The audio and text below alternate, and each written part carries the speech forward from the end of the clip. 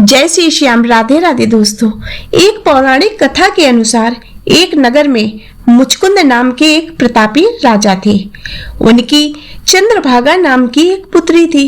राजा ने अपनी बेटी का विवाह राजा चंद्रसेन के बेटे शोभन के साथ कर दिया। शोभन एक समय बिना भोजन के भी नहीं रह सकता था। शोभन एक बार कार्तिक मास के महीने में अपनी पत्नी के साथ ससुराल आया। तभी रमा एकादशी व्रत पड़ा। चंद्रभागा के गृह राज्य में सभी रमा एकादशी का नियम पूर्वक व्रत रखते थे और ऐसा ही करने के लिए शोभन से भी कहा गया। शोभन इस बात को लेकर परेशान हो गया कि वह एक पल भी भूखा नहीं रह सकता, तो वह रमा एकादशी का व्रत कैसे करेगा। वह इसी परेशानी के साथ पत्नी के पास गया और उपाय बताने के लिए कहा।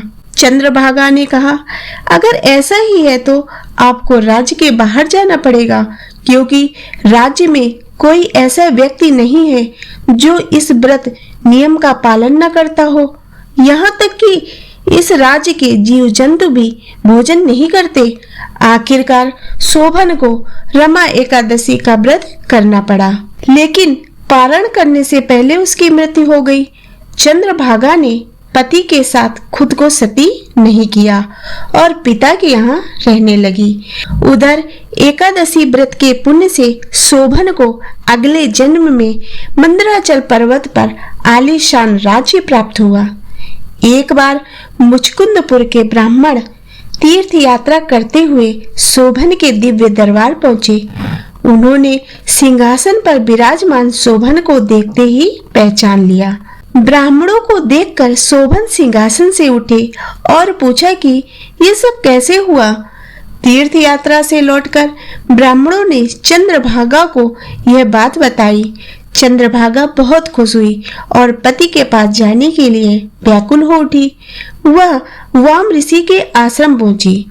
चंद्रभागा मंदराचल पर्वत पर पति शोभन के पास पहुंची। अपने एकादशी व्रत के पुण्य का फल शोभन को देते हुए उसके सिंहासन व राज्य को चिरकाल के लिए स्थिर कर दिया। तभी से मान्यता है कि जो व्यक्ति इस व्रत को रखता है वह ब्रह्म हत्या जैसे पाप से भी मुक्त हो जाता है और उसकी सभी मनोकामनाएं पूरी हो जाती हैं। तो दोस्तों, आशा करती हूँ कि आपको ये व्रत कथा पसंद आई होगी। यदि ये व्रत कथा पसंद आई हो तो इसे लाइक करें तथा चैनल को सब्सक्राइब करें।